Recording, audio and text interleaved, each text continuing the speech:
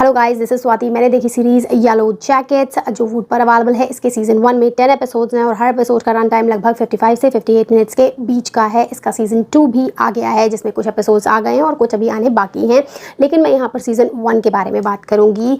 इस सीरीज़ का पहला ही सीन इतना हिप्नोटिक है कि वो आपको अपने संसार में ऐसे खींच लेगा कि काफ़ी कम लोग होंगे जो वहाँ से निकल पाएंगे।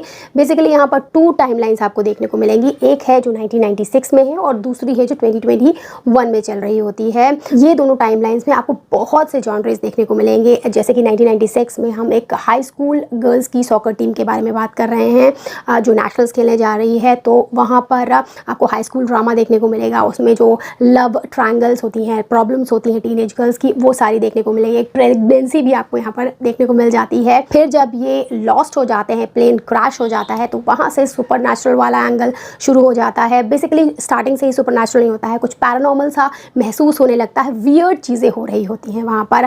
साथ ही साथ सर्वाइवल वाली चीज़ें जो मूवीज़ में होती हैं, सीरीज़ में होती हैं, वो भी आपको देखने को मिलती है। किस तरीके से ये मिनिमलिस्टिक चीज़ों में जो विल्डरनेस हैं वहाँ से क्या क्या चीज़ें एक्सट्रैक्ट करके सर्वाइव करते रहते हैं, तो वो चीज़ और अच्छी लगने लगती है। फिर जब आप 2021 वाले फ्लैशेस देखते हैं जो आते हैं, वहाँ पर साइकोलॉजिकल चीज़ें चल रही होती हैं कि इस तरीके के ट्रॉमा को फेस करने के बाद जो लोग बचे हैं उनकी लाइफ क्या अब नॉर्मल रह गई है, क्या वो बस बाहर से ही डे टू डे वाली नॉर्मल मंडेन लाइफ लग रही है, या अंदर कुछ बहुत बड़ा गड़बड़ घोटाला चल रहा है जो हमें दूर से नहीं दिख रहा है। इसको और सप्लीमेंट करता है एक मर्डर जो हो गया है। उनको लगता है कि शायद एक ग्रुप है जो चुन चुन कर उन लोगों को मार रहा है, और आखिर ये कर कौन रहा है। तो ये जो मर्डर मिस्ट्री सस्पेंस थ्रिलर वाली चीज़ है वो एक और बढ़िया सा फ्लेवर ऐड करती है। तो बहुत सी चीज़ें आपको यहाँ पर इस सीरीज़ में देखने को मिलती हैं। बहुत सारे प्लॉट्स हैं, सब प्लॉट्स हैं। 2 यहाँ पर अभी जो सर्वाइवलिस्ट लोग दिखाए गए हैं कम लिए गए हैं, स्टिल इनफ है कि आपका ध्यान पूरी तरीके से सीरीज़ में अंदर रहेगा, एक भी मिनट इधर उधर नहीं जाएगा। तो पूरी सीरीज़ देखकर मेरा क्या एक्सपीरियंस रहा है मैं आपसे शेयर करती हूँ,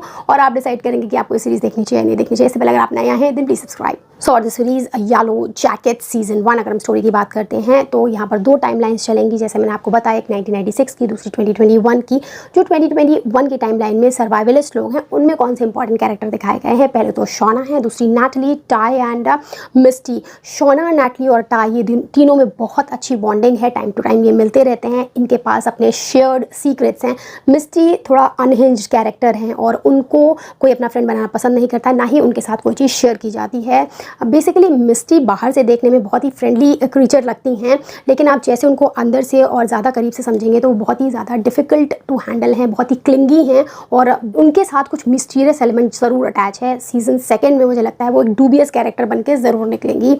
अगर हम नैटली, शोना और टाई को देखते हैं तो इनके पास्ट में जाते हैं, एक और इम्पॉर्टेंट कैरेक्टर मिलता है जैकी का। 1996 में अगर जाएँ, जैकी कैप्टन थी टीम की, जो सॉकर टीम जा रही थी नेशनल खेलने के लिए गर्ल्स की, और फिर प्लेन क्रैश हो गया था और विल्डरनेस में ये फंस गए थे। दूर दूर तक कुछ भी नहीं था, एक केबिन मिला, एक लेक मिली, और किसी तरीके से पूरी टीम ने सर्वाइव किया। धीरे धीरे बात इतनी एक्सट्रीम तक पहुंच गई कि कैनिबलिज्म तक की नौबत आ गई थी। वहाँ पर जैकी नाम का एक कैरेक्टर थी जो कि मैंने आपको बताया कैप्टन थी, शोना की बेस्ट फ्रेंड थी। ऐसा लगता था कि शोना को हमेशा ओवर शैडो करती है, शोना के सारे डिसीजन वही लेती है। शोना और उसके बीच वहाँ कुछ घटा था जिसका बोझ शोना अपने कंधों पर लिए हुए है। टाई एक बहुत ही एम्बिशियस शुरू से ही लड़की थी, गोल ओरिएंटेड थी, और वहाँ से निकलने के तरीके वो हमेशा सोचती रहती थी, जो कि मुझे बहुत अच्छी चीज़ उसकी लगती थी। लेकिन अभी उसके साथ बहुत बड़ी प्रॉब्लम है। या तो वो किसी कल्ट में इन्वॉल्व हो गई है, या तो उसमें डुअल पर्सनालिटी आ गई हैं, शिज़ोफ्रेनिक हो गई हैं, और वो बहुत अजीब अजीब प्रैक्टिसेस कर रही है। देन आती है नैटली। उसकी तो सबसे बड़ी प्रॉब्लम है ट्रैविस ही, जिसकी डेथ हो गई है, और वो उसका जो लव है वो वहीं से शुरू हुआ था जब वो वहाँ पर फंसे थे। तो ये सारी स्टोरीज चलती रहती हैं। बेसिकली 2021 में आपको मर्डर मिस्ट्री देखने को मिलेंगी, जिसमें इन तीनों को कोई पोस्ट कार्ड भेज के ब्लैकमेल कर रहा है, पैसे मांग रहा है। मिस्ट्री को भी आता है, ऐसा बताती है वो, लेकिन मुझे वो मिस्टीरियस कैरेक्टर लग रही है जिसमें मैंने आपको बताया है। तो यही सारी चीज़ें चल रही हैं। बाहर से देखने में ऐसा लगता है शुरू में कि इनकी लाइफ बहुत ही सही है, लोगों ने बहुत अच्छे से हैंडल किया, लेकिन जैसे जैसे स्टोरी आगे अनरावल होती रहती है पता चलता है अंदर तो बहुत हलचल है, बहुत गड़बड़ घोटाला है। ये सारी चीज़ें बैक टू दैट टाइम जाती हैं जब इन्होंने बहुत से एक्सट्रीम चीज़ें की जिसको कभी भी इन्होंने किसी से भी शेयर नहीं किया, और लोग बहुत इंटरेस्टेड रहते हैं, जानना चाहते हैं कि आखिर हुआ क्या था, और इन्होंने अभी तक नहीं बताया। इवन सीजन 1 के एंड तक भी आपको बहुत सारी चीज़ें नहीं पता चलेंगी। जो इन लोगों ने वहाँ पर की थी। अब बात करते हैं पॉजिटिव्स की। तो सबसे पहली जो चीज़ मुझे अच्छी लगी सीरीज़ की वो है साइकोलॉजी, क्योंकि ये ट्रॉमा के बारे में बात की जा रही है। तो क्या चीज़ अंदर दिमाग में परेशान कर रही है इन लोगों को, उसकी रूट्स कहाँ तक जाती हैं, किस तरीके से ये टैकल कर रहे हैं, एकदम एज पर हैं, टैकल करना चाहिए, और कैसे इनकी लाइफ बिल्कुल बिखर गई है, वो सारी चीज़ें बहुत अच्छे से दिखाई गई हैं। कैसे लोग अपने दिल पर बोझ रख के बैठे हुए हैं, स्टिल सर्वाइव कर रहे हैं। सेकेंड चीज़ हो जाएगी स्कोर। जो म्यूज़िक का स्कोर है 1996 में उस समय के पॉप सॉन्ग्स बजते हैं, 2021 में अभी का म्यूज़िक सपोर्ट में आता है और बहुत अच्छे से जो भी सीन्स चल रहे हैं उसको एसेंचुएट करता है।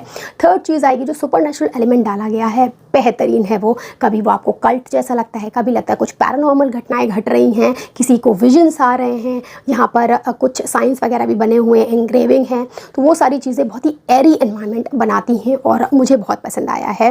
देन फोर्थ चीज़ हो जाएगी बहुत सारे इवेंट्स हैं यहाँ पर, जैसे बताया कि कैरेक्टर्स इतने ज़्यादा हैं तो प्लॉट्स बहुत हैं, लेकिन सीक्वेंस ऑफ इवेंट्स ऐसे जोड़े गए हैं कि एक सेकेंड के लिए भी आपको कन्फ्यूजन नहीं होता। और ये जो इस सीरीज़ की चीज़ है मुझे बहुत पसंद आई है, बहुत ही स्पेशल लगी है। आपको मेकर्स बिल्कुल भी कंफ्यूज नहीं करना चाहते हैं। जो भी डिसीजन लिया जा रहा होगा यहाँ पर मेकर्स लेंगे, आप उसके साथ बिल्कुल एग्री करेंगे। आप सोचेंगे कि हाँ, this was the best possible thing जो इस समय की जा सकती थी। इस वजह से आप बहुत ही कनेक्टेड रहते हैं सीरीज़ से। अगर नेगेटिव्स की बात करते हैं तो मुझे इसमें कुछ भी नेगेटिव नहीं मिला। हाँ, एक चीज़ है कि ओपन एंड्स कुछ रखे गए हैं जो कि मुझे लगता है वो सेकेंड सीजन के लिए है, लेकिन क्योंकि हमने इसमें इतना टाइम इन्वेस्ट किया और हम वो सीक्रेट्स जानना चाहते हैं, 2021 में जो मर्डर मिस्ट्री चल रही है उसके बारे में ज़्यादा कुछ पता नहीं चलेगा। और भी बहुत सारी चीज़ें हैं जिनको ओपन एंड्स में रखा गया है। एकदम से लास्ट में कुछ नए कैरेक्टर्स ले आते हैं, तो अगर इसका सीज़न 2 नहीं आता तो एक नॉट सी बनी रहती और बहुत ही ज़्यादा कन्फ्यूजिंग चीज़ें हो जाती है। लेकिन सीज़न 2 आ गया है और उसके एपिसोड्स एक एक करके आ रहे हैं, सो उस पर भी बात करेंगे। बाकी ये सीरीज़ आप बिल्कुल भी मिस मत करिएगा। It will be a loss if you miss the series. That's it, bye.